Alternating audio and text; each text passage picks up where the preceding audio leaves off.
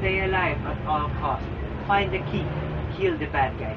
This is how one sixth grader describes the principles of playing video games.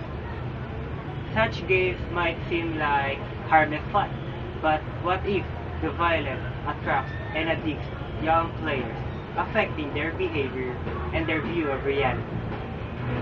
Some say that violent video games have minimal impact on young teenagers, pointing out that most video game players live completely normal lives.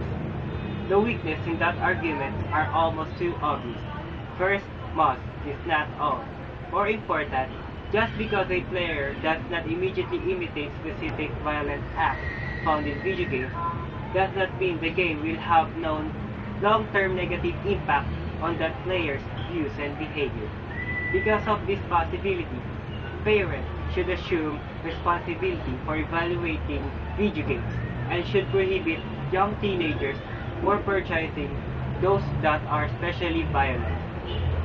To begin with, a number of authorities claim that playing a violent video game does present a threat on the user's psychological health.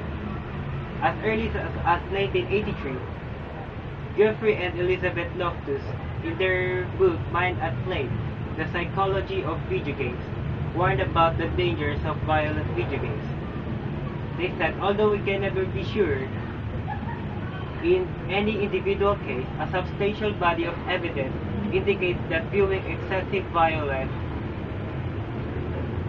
on the screen is associated with aggression and violent behavior among children and teenagers.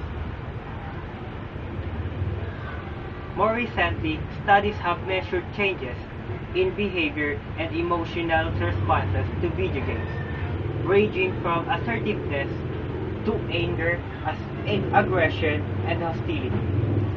In addition, playing violent video games adversely affects psychological health by actually addicting players.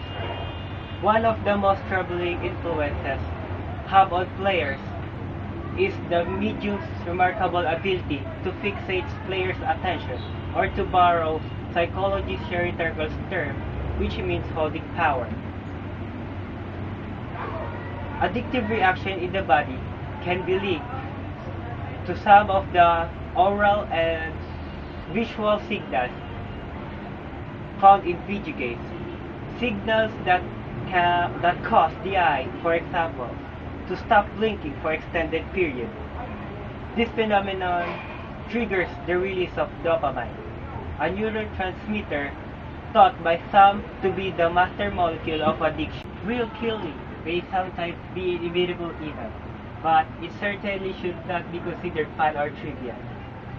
Parents should not accept violence as entertainment in games, and they should not think that such violence can affect the way their children look at the world and at other human beings.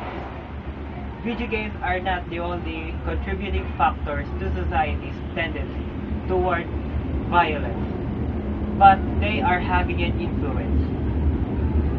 For this reason, we all must take responsibility for how we use video games.